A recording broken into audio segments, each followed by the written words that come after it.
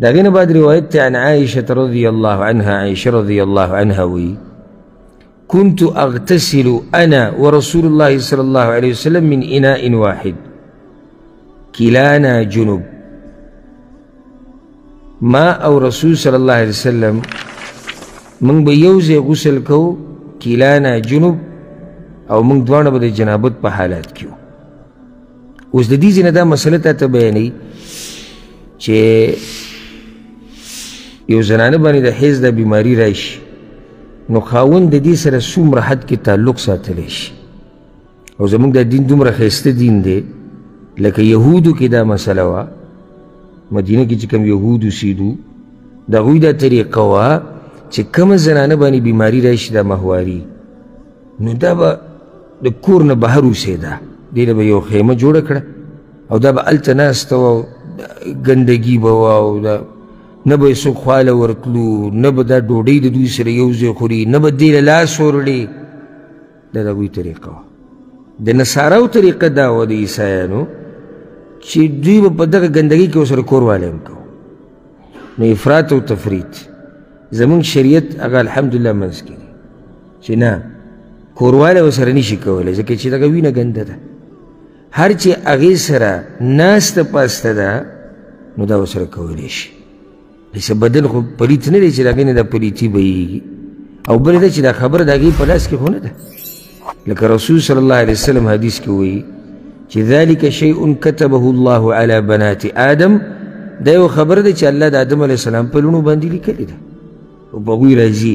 نو په دې کې د آدم علیه السلام د لوڼو څه ګناه ده؟ څه ګناه پکې شته؟ د هغوی په اختیار خو نه ده، دا خو د هغوی او دا د هغوی یعنی څه عیب هم نه دی. تېر شوي درس کې موږ دا خبره بیان کړې، دا د زنانو عیب نه دی، بلکې دا زنانو کومو زنانو باندې چې دا راځي دا د عیب نه پاکه ده، نه راتګې عیب دی. خو د هغې په بنیاد باندې د زنانه نه کرکه کول او د هغې سره تعلقات ختمول او هغې خوراک څښاک د هغې نه بندول او لرې کول او هغې ته د یو څاروي او د زناور په نظر کته دا ظلم دی. نو الله ایتونه نازل کړو چې ای نبي دوی ته نه تپوس کې سوره بقره کې د حیض په باره کې ورته ووایي چې دا ګندګي ده، د دې په دوران کې به ښځې ته نه نږدې کېږي. بس دا پابندي ولګېده. د دې نه علاوه پابندي هغه نشته. او بعض صحابه کرام رالو په رسول صلی الله علیه وسلم پسې لکه عباد بن بشر او اسید رضی الله عنهم. هغوی چې کله ولیدو چې د یهود یعنې د زنانو نه سمه کرکه کوي په دې ورځو کې، نو هغوی دا غوښته چې موږ د یهودو مخالفت وکړو. موږ ته شریعت ځای په ځای د یهودو د مخالفت ویلي دي. نو هغوی یا رسول الله که ستاسو اجازت وي کوروالی به ورسره کوو. ولې چې د یهودو مخالفت راشي موږ به ورسره منډه کوروالی هم کوو. رسول الله وسلم په دې خبره غوسه شو چې نه، کوروالي نه معنا ده. ها د یهودو مخالفت راځي که نه، موږ د زنانو سره نور تعلق هغه ساتو، زنانه نه کرکه نه کوو، موږ سره کور کې دننه اوسېږي.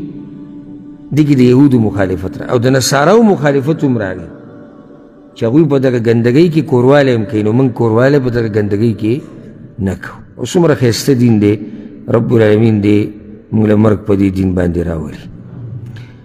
دا اوس د عایشه رضی الله عنها روایت یې راوړو، صحیح بخاري صحیح مسلم کې دی چې ما او رسول الله وسلم به یو ځای غسل کوو او موږ دواړه به د جنابت په حالت کې. او دا مسله تفصیلا مخکې تېره شوې ده چې ښځه او خاوند یو ځای غسل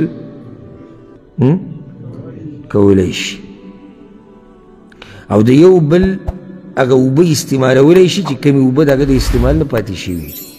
لکه یو سړي اوبه استعمال کړه د پاتې شوې، زنانې استعمالولی شي، زنانه اوبه استعمال کړه نورې د پاتې شوې سړی استعمالولی شي. دې باندې مخکې تفصیل تېر شوی دی.